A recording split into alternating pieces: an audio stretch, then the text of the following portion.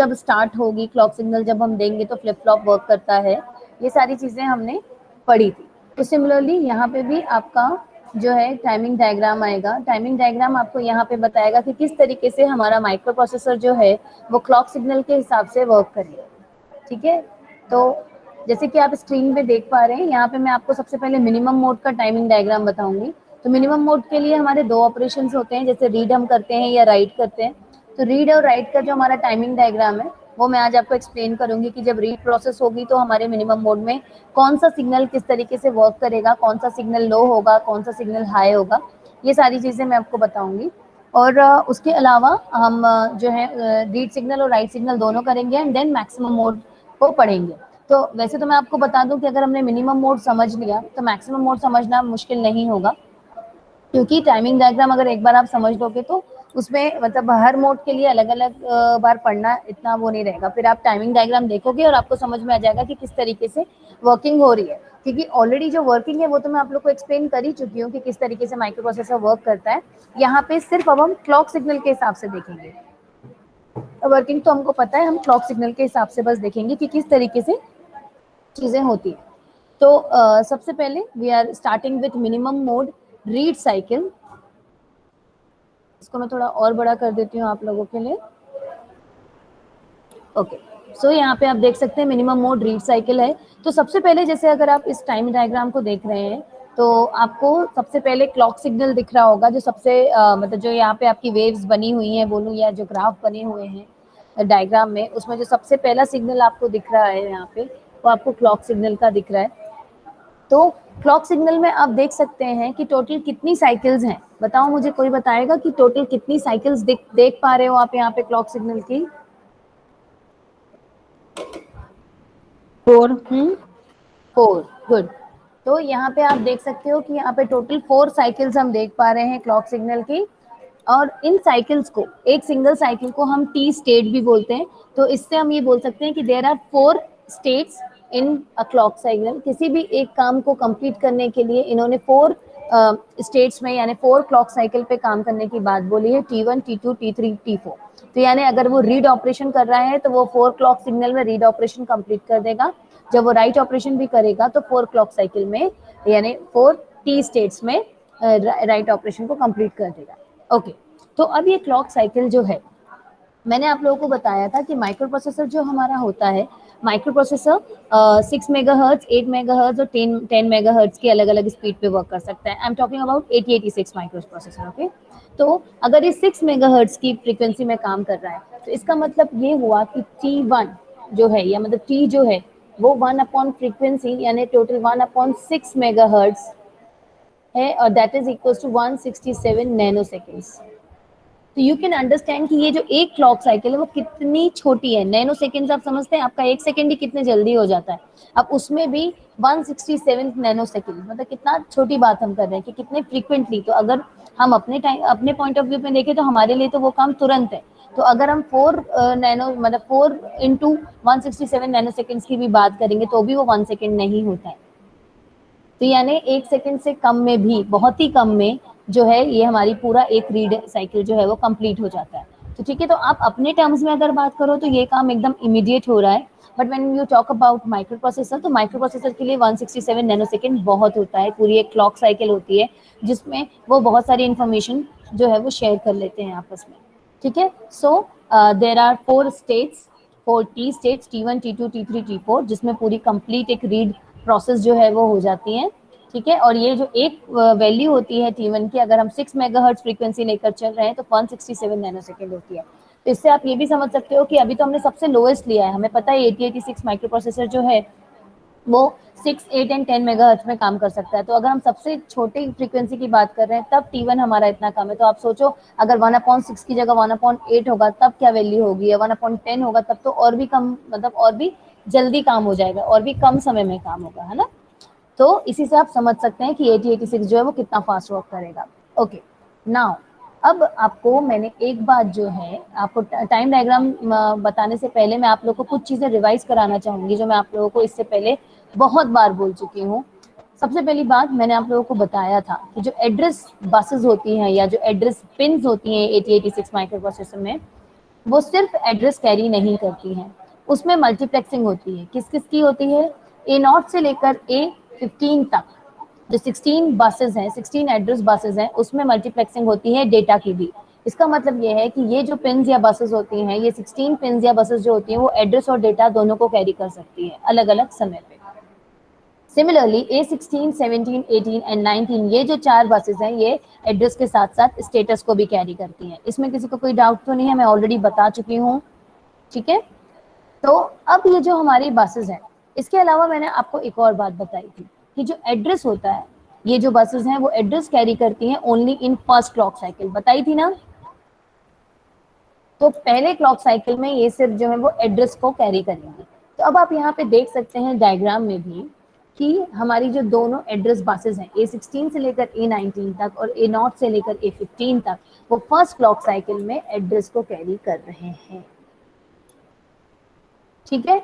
Okay, अब बात यहाँ पे आती है कि जब एड्रेस कैरी करेंगी तो हमको 8 बिट लैच की भी जरूरत पड़ेगी। बिकॉज लैच क्यों काम आता है? लैच काम आता है एड्रेस को लैच करने के लिए। मतलब जब एड्रेस कैरी करेंगे तभी तो उसको लैच करोगे ना। जब एड्रेस कैरी ही नहीं कर रहे होंगे तो लैच करके क्या करोगे? तो भैया एड्रेस लैच करना होगा तो एड्रेस लैच इनेबल भी करना होगा। इसीलिए हमारी फर्स्ट क्लॉक साइकिल में ही हमारा ALE जो है वो भी एक्टिवेट हो जाएगा, जिससे कि वो एड्रेस लैच को इनेबल कर सके। इतना क्लियर है अंकिता?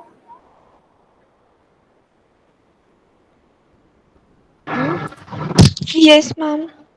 Okay okay. अब इसके बाद क्या होता है स्टूडेंट्स, ये तो बात हमें समझ में आ गई शुरू के 4 पिंस की। क्लॉक साइकिल तो हमें पता ही है। उसके बाद हमारी जो 3 और भी वेव्स यहाँ पे आपको दिख रही हैं, that is A16 to 19, A0 से A15 एंड ALE, ये हमारी फर्स्ट क्लॉक साइकिल में क्या वैल्यू देंगी वो हमें समझ में।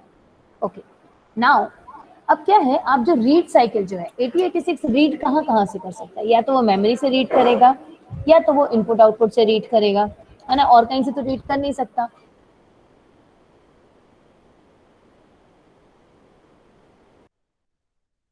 तो अगर वो मेमोरी से रीड करता तो हमको मेमोरी सिग्नल को होगा तो इनपुट आउटपुट हाई होगा।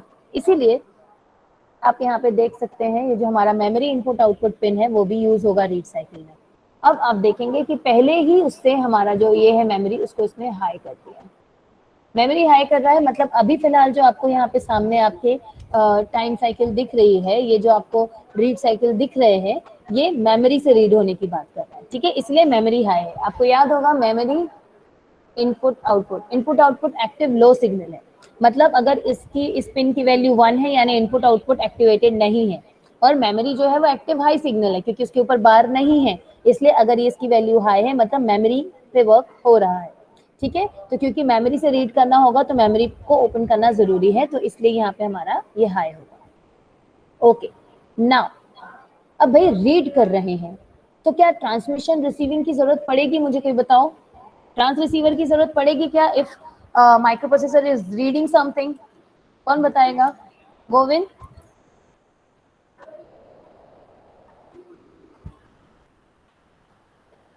Govind yes ma'am.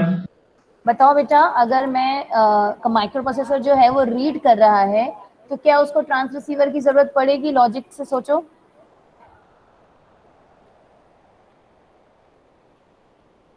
दिव्यांशु आप बताना चाहोगे?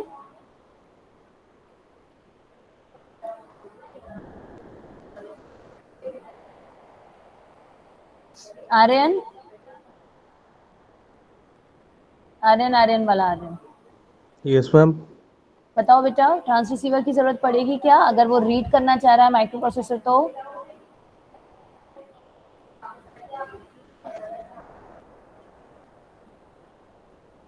नहीं पता किसी को भी? अरे तुक्का ही मार देते।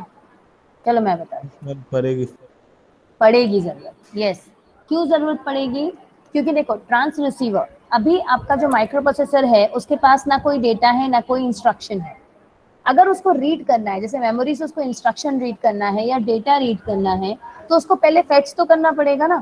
फेच करने के लिए रिसीव करना होगा ना। रिसीव करोगे तभी तो पढ़ोगे। मैं आपसे बोल रही हूँ कि बुक पढ़ो, उसके लिए बुक लेनी तो पड़ेगी ना, बुक उठानी तो पड़ेगी, तब तो पढ़ पाओगे कि ऐसे ही पढ़ लोगे बुक। तो बुक उठाना है आपको, यानी रिसीव करना है, बुक चाहिए आपको। वैसे ही उसको डेटा अगर रीड करना है या इंस्ट्रक्शन रीड करना है माइक्रो प्रोसेसर को, तो रिसीव करना होगा ना। और रिसीव करने के लिए हमें ट्रांस रिसीवर इनेबल करना होगा ना। इसीलिए अब क्या होगा कि जो हमारा माइक्रो प्रोसेसर है वो फर्स्ट क्लॉक साइकिल में तो उसको एड्रेस मिल गया, चलो फर्स्ट क्लॉक साइकिल का काम कंप्लीट हो गया, उसको एड्रेस मिल गया। सेकंड क्लॉक साइकिल में वो क्या करेगा कि हमारा रीड सिग्नल जो है वो एक्टिवेट करेगा। और रीड सिग्नल एक्टिवेट कब होगा? जब उसकी पिन की वैल्यू क्या होगी? लो होगी। क्यों?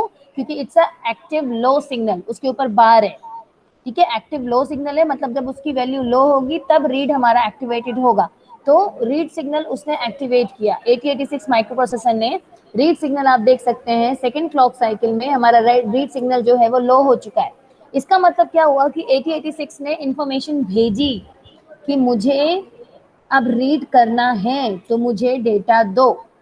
डेटा लेने के लिए आपका ट्रांस रिसीवर ऑन होना चाहिए, इसलिए डेटा इनेबल जो पिन है, डेटा इनेबल पिन क्या करती है? ट्रांस रिसीवर को इनेबल करती है। तो डेटा इनेबल पिन भी जो हमारी सेकंड क्लॉक साइकिल है उसमें वो लो हो गई, क्योंकि ये भी क्या है? एक्टिव लो सिग्नल है। डेटा ट्रांस रिसीवर को इनेबल करने के लिए डेटा इनेबल को लो होना पड़ेगा। डेटा इनेबल जैसे ही लो हुआ ट्रांस रिसीवर हमारा हो गया ऑन, ठीक है। अब जब हमारा ट्रांस रिसीवर ऑन हो गया, अब बताओ मुझे कि डेटा रिसीव हो रहा है कि ट्रांसमिट हो रहा है बच्चों? बताओ, रिसीव करेगा माइक्रो प्रोसेसर पढ़ने के लिए कि ट्रांसमिट करेगा? रिसीव। Very good. तो डेटा रिसीव करेगा, इसलिए जो हमारी डेटा ट्रांसमिशन रिसीविंग वाली जो पिन है वो क्या सिग्नल देगी? रिसीविंग का सिग्नल देगी कि मुझे रिसीव करना है। रिसीव करने के लिए लो होगा, क्योंकि अगेन जो हमारा डेटा ट्रांसमिशन का जो रिसीव है, रिसीव के ऊपर बार लगा यानी वो एक्टिव लो सिग्नल है, इसलिए ये लो पे चल रहा है। शुरू से ही वो रिसीविंग के लिए ऑन है क्योंकि रीड साइकिल परफॉर्म करने वाला है। उसके बाद read cycle second clock signal में जो है डेटा अपना जो माइक्रो प्रोसेसर है उसने सेंड किया एक इंफॉर्मेशन कि मुझे रीड करना है। तो उसने कैसे बताया रीड करना है? उसने अपना जो रीड सिग्नल है उसको लो कर दिया, मतलब एक्टिवेट कर दिया। जैसे ही वो एक्टिवेशन का सिग्नल मिला तो हमारा जो डीईएन है उसने ट्रांसमिशन को ट्रांस रिसीवर को ऑन करने के लिए डीईएन लो हो गया, जिससे ट्रांस रिसीवर हमारा इनेबल हो जाए, ठीक है। तो सेकंड क्लॉक साइकिल में क्या काम हुआ? सेकंड क्लॉक साइकिल में माइक्रो प्रोसेसर ने इंफॉर्मेशन भेजी कि मुझे रीड करना है, और रीड करने के अलावा जो फिर हमारा डेटा इनेबल है उसने ट्रांस रिसीवर को इनेबल किया, और हमारा रिसीविंग वाला जो है वो काम चल रहा है कि रिसीव करना है। ओके, नाउ एक चीज आपको और यहाँ पे दिख रही है, W R signal. W R signal जो है वो राइट के लिए होता है, और क्योंकि हमको डब्ल्यू आर की अभी जरूरत नहीं है बिकॉज राइटिंग ऑपरेशन परफॉर्म नहीं हो रहा है, इसलिए ये पूरे चारों स्टेट में क्या है? हाई है। और it's an active low signal, ये हाई है यानी ये डीएक्टिवेटेड है, ठीक है। ओके, नाउ दूसरा हमारा जो है क्लॉक साइकिल, वहां पे क्या हुआ वो हमने समझा। एक चीज और, ऊपर आप देख रहे हैं कि जैसे ही फर्स्ट क्लॉक साइकिल कंप्लीट हुई तो A16, 17, 18, 19 के बाद क्या होगा? उसमें स्टेटस आ जाएगा माइक्रो प्रोसेसर का, इसलिए सेकंड क्लॉक साइकिल से यहाँ पे स्टेटस आ गया S3, S4, S5, S7, status signals वहां पे आ गए। Okay, now comes to third stage. अब जब माइक्रो प्रोसेसर ने मेमोरी को सिग्नल भेज चुका है कि भाई मुझे रीड करना है, एड्रेस भी अब जा चुका है कि कहाँ से रीड करना है, तब अब मेमोरी क्या करेगी? आपको डेटा फेच करके देगी। तो आप T3 में देख सकते हैं कि हमारा जो डेटा है वो स्टार्ट हो चुका है मिलना, मेमोरी ने डेटा देना शुरू कर दिया है हमारे माइक्रो प्रोसेसर को। ओके, अब क्या होता है कि जब T3 जो होता है हमारा, T3 जब कंप्लीट होने लगता है तब हमारा माइक्रो प्रोसेसर एक और सिग्नल को चेक करता है, वो सिग्नल होता है हमारा रेडी सिग्नल। रेडी सिग्नल क्या करता था बच्चों? रेडी सिग्नल ये बताता था माइक्रो प्रोसेसर को कि उसके जो बाकी डिवाइसेस हैं जो उससे कनेक्टेड हैं वो रेडी है या नहीं इंस्ट्रक्शंस को लेने के लिए, एग्जीक्यूट करने के लिए, ठीक है। तो रेडी सिग्नल को जो माइक्रो प्रोसेसर है वो चेक करता है। अगर रेडी सिग्नल की वैल्यू 1 होती है, मतलब कि बाकी सारे पेरिफेरल्स रेडी है काम करने के लिए, तो वो इस प्रोसेस को कंप्लीट करता है और T4 में जाकर हमारी पूरी रीडिंग ऑपरेशन कंप्लीट हो चुकी है। अदरवाइज अगर वो रेडी सिग्नल 0 होता है तो जो हमारा माइक्रो प्रोसेसर है वो वेट स्टेट में जाता है कुछ समय के लिए, और फिर से चेक करता है कुछ देर बाद रेडी सिग्नल के लिए, ठीक है। तो क्या हुआ? अभी जो फिलहाल आपके सामने टाइम डायग्राम है उसमें रेडी सिग्नल 1 है, मतलब हमारा T4 स्टेट तक काम खत्म हो जाएगा। तो आप देख सकते हैं T3 में डेटा मिलना शुरू हुआ, T4 तक जो है हमको पूरा डेटा मिल चुका है। 16 बिट डेटा की बात हो रही है अभी। हम एक बार में जो रीड सिग्नल बता रहे हैं वो 16 बिट की बात कर रहे हैं, मतलब एक सिंगल वैल्यू जो कि 16 बिट की हो सकती है उसकी हम बात कर रहे हैं। ठीक है, तो यहाँ पे इसने यहाँ पे डेटा हमको मिल गया।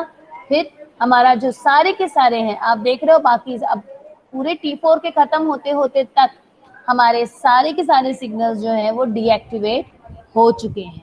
क्यों? क्योंकि अब नेक्स्ट साइकिल जब शुरू होगी उनको उसके लिए रेडी होना है। नेक्स्ट साइकिल हो सकता है रीड हो सकता है राइट तो हो सकता है मेमोरी से हो सकता है इनपुट आउटपुट से हो। तो वो लोग अब वापस से अपनी रीसेट स्टेट में जा चुके हैं। अब वो नेक्स्ट साइकिल के लिए फिर से शुरू करेंगे, नेक्स्ट साइकिल के लिए फिर से शुरुआत होगी। समझ आया इतनी बात जो मैंने समझाई आपको टाइम डायग्राम के बारे में स्टूडेंट्स? किसी को डाउट हो तो बताओ। हालांकि मैंने आपको अपनी लैंग्वेज में समझाया है, अब बुक की लैंग्वेज में आपको उसको कैसे लिखना है मैं फिर से बताऊंगी, तो आप लोगों की सारी चीजें फिर से रिवाइज होंगी। बट फिर भी अभी आप लोग बताओ, किसी को कोई डाउट हो तो। मैम ऊपर के चार बता देते सर। कौन सा वाला बेटा? मैम ये A2 लेके AS3 जो है। ओके बेटा, मैं बताती हूँ। अब सुनो, अब अपन बुकिश लैंग्वेज से स्टार्ट करते हैं। Bookish language in the sense जो है एक इजी लैंग्वेज ही है, लेकिन है जिस तरीके से आपको लिखना है। ठीक है, तो timing diagram of a read machine cycle. इसमें क्या है, अ machine cycle typically involves transferring of a single value data. तो मैंने आपको अभी बताया कि हम सिर्फ अभी 16 बिट डेटा की बात कर रहे हैं, सिंगल वैल्यू डेटा की बात कर रहे हैं। अगला बिट को फेच करने के लिए फिर से ये सारी साइकिल जो है वो चलेगी बैकग्राउंड में। ठीक है, तो अभी हम सिंगल वैल्यू डेटा की बात कर रहे हैं। रीड साइकिल है, तो ये रीड जो ऑपरेशन जो हो रहा है या तो मेमोरी से माइक्रो प्रोसेसर में आ रहा है या इनपुट आउटपुट से माइक्रो प्रोसेसर में आ रहा है। यानी माइक्रो प्रोसेसर जो है वो रीड ऑपरेशन कर रहा है, तो उसको डेटा या इंस्ट्रक्शंस लेना है रीड करने के लिए, तो वो या तो मेमोरी से रिसीव करेगा या तो इनपुट आउटपुट से रिसीव करेगा। Then memory read cycle transfers data from memory to micro processor. अगर हम मेमोरी रीड साइकिल की बात कर रहे हैं तो मेमोरी से माइक्रो प्रोसेसर पे डेटा ट्रांसफर हो रहा है, और अगर हम इनपुट आउटपुट रीड साइकिल की बात कर रहे हैं तो इनपुट आउटपुट से डेटा ट्रांसफर हो रहा है माइक्रो प्रोसेसर पे। मतलब माइक्रो प्रोसेसर डेटा रिसीव कर रहा है, चाहे वो मेमोरी से कर रहा हो या इनपुट आउटपुट से कर रहा हो। देन वन मशीन साइकिल जो होती है वो 4 क्लॉक साइकिल की होती है, ये भी मैं आपको बता चुकी हूँ। चारों क्लॉक साइकिल को हम टी स्टेट्स बुलाते हैं, जैसे कि आपका डायग्राम में दिया हुआ है T1 T2 T3 T4। ठीक है, उसके बाद क्या है कि एक टी स्टेट की अगर हमें वैल्यू निकालनी हो तो it is actually 1 divided by frequency, जो कि हमने यहाँ पे अभी करके देखा, और हमने 6 मेगाहर्ट्ज फ्रीक्वेंसी के हिसाब से देखा कि टी स्टेट की वैल्यू क्या आएगी, 167 नैनो सेकेंड। ये सारी चीजें बेटा आप लोगों को काम आ सकती हैं वाइवा में, इसलिए मैं आपको 10 बार बताती हूँ। ठीक है, देन अब हमने क्या करना है, पहली टी स्टेट की हम बात कर रहे हैं। तो पहली टी स्टेट पहली क्लॉक साइकिल में, I have told you 100 times कि पहली क्लॉक साइकिल में हमारा जो एड्रेस बसेस होती हैं वो एड्रेस कैरी करती हैं, और पहली क्लॉक साइकिल के बाद जो A16 से लेकर A19 होती हैं वो स्टेटस कैरी करती हैं। इसके लिए मैं आप लोग को आपका पिन डायग्राम याद दिलाती हूँ। हमने पिन डायग्राम पढ़ा था, अगर आप लोग को याद हो तो मैंने आप लोग को बताया था इस पिन डायग्राम में कि ये जो A16 से लेकर A19 है ये एड्रेस के साथ साथ स्टेटस भी कैरी कर सकती हैं। तो पहली क्लॉक साइकिल में ये एड्रेस कैरी करेंगी और पहली क्लॉक साइकिल के बाद ये स्टेटस कैरी करेंगी। सिमिलरली जो आपका AD नॉट से लेकर AD 15 और 14 तक की जो पिन हैं वो फर्स्ट क्लॉक साइकिल में एड्रेस कैरी करेंगी और फर्स्ट क्लॉक साइकिल के बाद डेटा कैरी करेंगी। इतना याद है शांतनु? Yes ma'am. है ना? तो वहीं पे अब हम बात करते हैं, मैंने आपको जो एक्सप्लेन किया था वहीं पे ये काम आ रहा है जो अभी हम टाइमिंग डायग्राम की बात कर रहे हैं कि यहाँ पे फर्स्ट क्लॉक साइकिल जो है, this is our first clock cycle, this is our first clock cycle. तो इस फर्स्ट क्लॉक साइकिल में हमारी जो दो सारी की सारी एड्रेस बसेस हैं उन्होंने एड्रेस कैरी किया। ठीक है, फर्स्ट क्लॉक साइकिल खत्म होने के बाद ही A16 से लेकर 19 तक की जो बसेस हैं वो क्या कैरी करने लगेंगी, हमारा स्टेटस कैरी करने लगेंगी। ठीक है, और अब जो AD नॉट से लेकर AD 15 है वो डेटा कैरी करेगी, पर डेटा कब कैरी करेगी, जब उसको डेटा मिलेगा। तो डेटा उसको थर्ड साइकिल में मिलता है। ठीक है, तो अब हम आगे बढ़ते हैं। तो सबसे पहले T1 स्टेट में क्या हो रहा है, हमारी जो एड्रेस बसेस हैं वो एड्रेस कैरी कर रही हैं, और साथ में जो हमारा ALE है यानी एड्रेस लैच इनेबल है वो भी एक्टिवेट हो गया है, सो दैट कि हमारा जो एड्रेस लैच है, जो लैच बिट लैच है, 8 बिट लैच आपने जो यूज किया है उसको आप इनेबल कर पाओ। ठीक है, देन हमारा T2 स्टेट की हम बात करें तो T2 स्टेट में क्या कर रहा है, माइक्रो प्रोसेसर मांग रहा है data. Microprocessor is asking for data by making the read signal low. Read signal उसने लो किया है यहाँ पे, सो दैट कि मेमोरी से अगर वो मांग रहा है या इनपुट आउटपुट से मांग रहा है, अब मेमोरी से मांग रहा है या इनपुट आउटपुट से, वो यहाँ पे पता चलता है हमारा, है ना। अगर मेमोरी से मांग रहा है तो मेमोरी इनपुट आउटपुट सिग्नल जो है वो हाई हो जाएगा, और इनपुट आउटपुट से अगर मांग रहा है तो वो सिग्नल लो हो जाएगा। इसलिए आप देख सकते हैं इसमें दो लाइन बनी हुई है, क्योंकि ये जो लो वाला दिखाना चाह रहा है वो ये बताना चाह रहा है कि अगर आपका यही जो डायग्राम अभी हम पढ़ रहे हैं वो मेमोरी रीड है, अगर हम इसको इनपुट आउटपुट रीड करेंगे तो पूरा डायग्राम वही का वही रहेगा, बस ये वाली जो आपकी साइकिल है ये मेमोरी इनपुट आउटपुट, ये नीचे वाला वो हो जाएगा। ठीक है, इसको मैं क्लियर कर देती हूँ तो आप लोग को थोड़ा सा चीजें मतलब ओरिजिनल डायग्राम जो है वो आप देख पाओगे। देख रहे हो आप यहाँ पे एक ये वाली जो लाइन है ये थोड़ी सी लाइट है, ये लाइन जो यहाँ से ऐसे गई है ये इनपुट आउटपुट रीड के लिए आपको बताना चाह रहे हैं। ठीक है, बाकी पूरा डायग्राम सेम रहेगा, बस इनपुट आउटपुट रीड से जब आप करोगे तो ये जो मेमोरी इनपुट आउटपुट वाला जो सिग्नल है वो लो हो जाएगा। ठीक है, सो अब क्या होगा, अभी जो कंडीशन है उसमें वो हाई है, यानी मेमोरी से हमारा रीडिंग का ऑपरेशन हो रहा है, तो रीड ऑपरेशन जो है मतलब रीड को लो करना, माने जो हमारा माइक्रो प्रोसेसर है वो सिग्नल भेज देगा कि भाई अब आप मुझे डेटा दो, मुझे डेटा को रीड करना है। ठीक है, सो इन T2 state microprocessor asks for data by making the read signal low as address is no longer present in the multiplex buses। अब क्या है, अब एड्रेस है नहीं अब बसेस में, है ना, इसलिए अब ट्रांसरिसीवर भी इनेबल हो जाएगा हमारा, और एड्रेस बसेस में जो या तो खाली हो जाएंगी या तो उसमें स्टेटस कैरी होगा। ठीक है, so the data of course does reach the micro processor immediately. तो जैसे ही माइक्रो प्रोसेसर ने रीड ऑपरेशन ऑन किया, मेमोरी तक रीड गया कि भाई हमें मुझे डेटा भेजना है, तो तुरंत मेमोरी ने डेटा जो है वो सेंड करना शुरू किया। ठीक है, अब जो थोड़ा बहुत डिफरेंस आता है टाइम में, जैसे कि आप देख रहे हो कि रीड सिग्नल तो उसने यहीं पे ऑन कर दिया था, लेकिन जो हमारा डेटा है वो यहाँ पे रिसीव होना शुरू हुआ। तो ये जो टाइम डिफरेंस है ना, ये जो छोटा सा टाइम डिफरेंस है जो कि हमारे लिए तो actually it's nothing, but micro processor के लिए ये कुछ वैल्यू है। तो इस टाइम डिफरेंस को, इस टाइम लैग को या इस डिले को प्रोपोगेशन डिले कहते हैं। वो डिले जो मेमोरी को डेटा भेजने में लगा। भाई आपने मुझसे मतलब मैंने आपसे बोला कि फॉर एग्जाम्पल आप क्लास में बैठे हो, मैंने बोला मुझे पेन दो तुरंत, तो आपने तुरंत अपने हाथ का जो पेन है वो तुरंत दिया। ठीक है, तुरंत दिया आपने उसमें टाइम नहीं लगाया। बट आप अगर लास्ट बेंच में बैठे हो या इवन इफ अगर आप फर्स्ट बेंच में बैठे हो, तो फर्स्ट बेंच से मुझे लाकर देने में समय लगेगा ना। तो वैसे ही मेमोरी ने जैसे ही रीड सिग्नल देखा उसने तुरंत डेटा दिया, बट मेमोरी से हमारा जो माइक्रो प्रोसेसर है उस तक आने में थोड़ा सा टाइम लगा, उसको हम बोलते हैं propagation delay. And this is the reason कि आप देख सकते हैं कि यहाँ पे उसने रीड साइकिल जो है वो तो T2 में ही स्टार्ट कर दी थी, पर हमारा जो डेटा हमको मिला है वो T3 में मिला है। ठीक है, so this is called propagation delay. Okay, now in T3 state, memory starts sending the data on the data bus. Towards the end of T3, micro processor checks the ready signal. तो मैंने अभी आपको बताया था कि जब T3 खत्म हो रहा होगा तो micro processor will check for ready signal. अगर रेडी सिग्नल की वैल्यू 1 है, यानी सारे डिवाइसेस रेडी हैं, तो माइक्रो प्रोसेसर अपनी मशीन साइकिल को, जो रीड करने की साइकिल है, उसको कंप्लीट कर लेगा। लेकिन अगर रेडी सिग्नल 0 है तो माइक्रो प्रोसेसर समझ जाएगा कि मेरे बाकी जो पेरिफेरल्स हैं वो रेडी नहीं है, तो वो वेट करेगा। ठीक है, और T3 से T4 के बीच में वो वेट करने के बाद फिर से चेक करेगा एंड देन वो अपनी साइकिल को कंप्लीट करेगा। ठीक है, माइक्रो प्रोसेसर T4 में क्या होगा, micro processor captures the data send by the memory device. अब माइक्रो प्रोसेसर ने पूरा डेटा कैप्चर कर लिया जो उस मेमोरी डिवाइस ने भेजा है। The multiplex buses become tri stated and will then open in the next machine cycle. मतलब जो भी अब अपनी जितनी भी एड्रेस बसेस हैं और बाकी सारी जो हमारी पिन्स हैं वो सारी अब डोमेंट स्टेट में चले गए, वो वापस से खत्म हो गए क्योंकि वो नेक्स्ट साइकिल के लिए फिर से अपने आप को रेडी करने वाले हैं। ठीक है, all the control signals are deactivated as I told you कि सारे कंट्रोल सिग्नल्स डीएक्टिवेट हो जाते हैं। एड्रेस बसेस भी जो होती हैं वो ट्राई स्टेट में चली जाती है, यानी अपने आप को खाली कर देते हैं कि अब हमको फिर से नई साइकिल के लिए नया एड्रेस लेना होगा, तो चलो उसके लिए रेडी होते हैं। क्लियर है? Yes ma'am. ओके, अब एक चीज, अब आप यहाँ पे देखोगे मिनिमम मोड राइट साइकिल।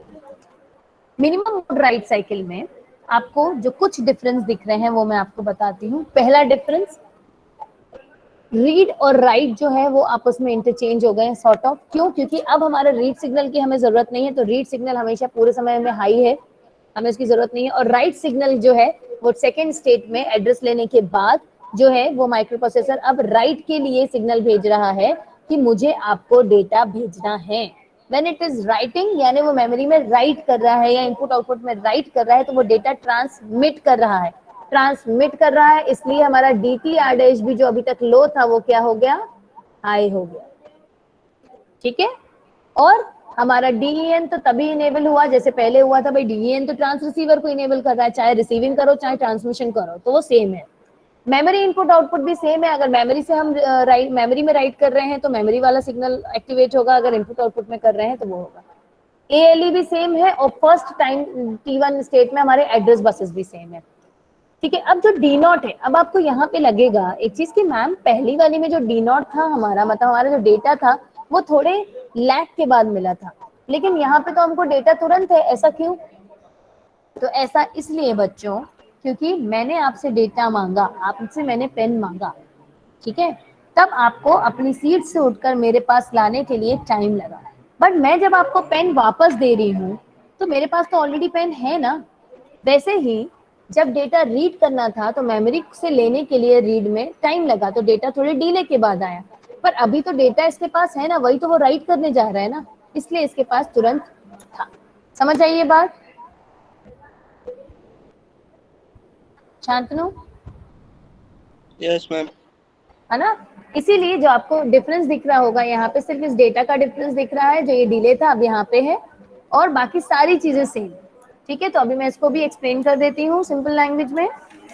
तो देखो पहली चीज तो आपको पता है कि भाई मशीन साइकिल है, ये सिंगल वैल्यू राइट के बारे में बात कर रही है, यानी 16 बिट राइट के बारे में बात कर रही है। मशीन साइकिल में जब राइट ऑपरेशन हो रहा है तो या तो माइक्रो प्रोसेसर से मेमोरी में डेटा जा रहा है या माइक्रो प्रोसेसर से इनपुट आउटपुट में डेटा जा रहा है। अगर वो मेमोरी राइट हो रहा है मतलब माइक्रो प्रोसेसर से मेमोरी में राइट हो रहा है, अगर वो इनपुट आउटपुट राइट हो रहा है मतलब वो मेमोरी से इनपुट आउटपुट में राइट हो रहा है।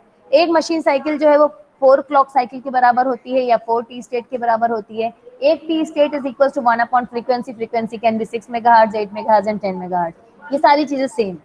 Then T1, T2, T3, T4। T1 में क्या हो रहा है? वही हो रहा है जो पहले हो रहा था रीड साइकिल में। T1 में एड्रेस लैच जो है, एड्रेस बसेस जो है वो एड्रेस कैरी कर रही हैं और एड्रेस लैच इनेबल कर दिया गया है सो दैट कि एड्रेस को लैच करा जा सके।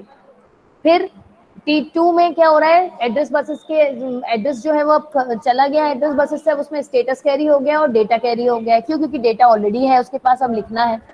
क्योंकि डेटा लिखना है तो डेटा लिखने के लिए सबसे पहले हमको राइट सिग्नल को एक्टिवेट करना पड़ेगा, जिससे मेमोरी या इनपुट आउटपुट जिस पे भी हम राइट करने वाले हैं वो रेडी हो जाए कि भैया वो मेरे को जो है वो लिखने वाला है, मेरे को डेटा ट्रांसमिट करने वाला है। तो हमारा यहाँ पे उसने सिग्नल भेजा कि राइट हो जाओ। ट्रांस रिसीवर ऑन करने के लिए डेटा इनेबल जो है T2 स्टेट में इनेबल हो गया, जिससे ट्रांस रिसीवर ऑन हो जाए। रीड सिग्नल तो पूरे में बन रहेगा और हमारा क्योंकि रिसीव ट्रांसमिशन करना है तो हमारा ये सिग्नल जो है वो हाई हो गया, जिससे ट्रांसमिशन करना है, और मेमोरी और इनपुट जिसमें भी करना है वो उस हिसाब से हो जाएगा। ठीक है, T2 में हमारा ये काम हुआ। T3 में क्या हुआ? T3 में फिर एंडिंग होते होते जो हमारा माइक्रो प्रोसेसर है वो रेडी सिग्नल को चेक करता है कि बाकी इनपुट आउटपुट पेरिफेरल जो है वो रेडी है या नहीं। अगर रेडी है तो वो अपना T4 तक अपना काम खत्म कर लेता है, और अगर रेडी नहीं है तो वो फिर वेट स्टेट में चला जाता है कि जब वो रेडी होंगे तब मैं अपना काम खत्म करूंगा। ठीक है, जैसे ही अपना रेडी सिग्नल मिल जाता है वो अपना काम खत्म करता है, तो हमारा पूरा डेटा जो है वो लिख चुका है। डेटा लिखते ही T4 के एंड तक हमारी जितनी भी एड्रेस बसेस हैं वो भी ट्राई स्टेट में चली जाती हैं दूसरे साइकिल के लिए, और बाकी सारे सिग्नल्स जो है उसको भी डीएक्टिवेट कर दिया जाता है, जिससे दूसरे साइकिल के लिए वो रेडी हो जाए और फिर उस हिसाब से देखा जाए कि उनको एक्टिवेट होना है या डीएक्टिवेट। क्लियर है बच्चों?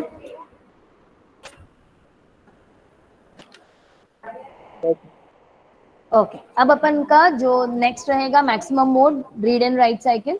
आप लोगों को नोट्स कल सजल लेकर गया है, पीडीएफ भेज देगा, तो उसमें आप लोग read and maximum mode read और राइट साइकिल जो है उसको देख सकते हो। उसको पढ़ने की कोशिश करना, मतलब समझने की कोशिश करना, क्योंकि डायग्राम मैं आपको समझा चुकी हूँ, तो अब आई डोंट थिंक कि आपको ज्यादा उसमें दिक्कत होगी। स्टिल अगर कोई दिक्कत हो तो मुझे बता देना। ठीक है, सो ये है आपका टाइमिंग डायग्राम। इसी के साथ हमारा फर्स्ट चैप्टर खत्म। आप लोग को नोट्स मिलते ही आप लोग चेक कर लेना, अगर किसी को कोई डाउट हो तो बता सकते हो। आप लोग के असाइनमेंट आपके मूडल में ऑलरेडी है, तो प्लीज असाइनमेंट कर लेना। और अब मैं अटेंडेंस ले लेती हूँ।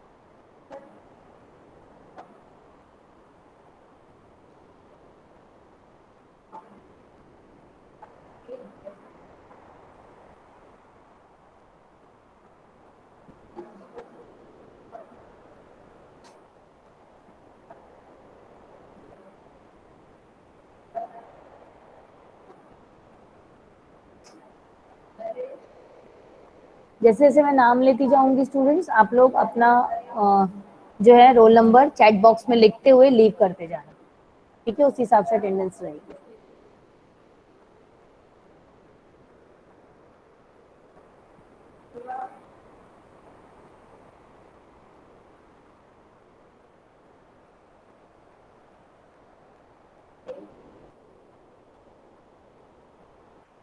ओके, आकाश तिवारी, आरती मरावी,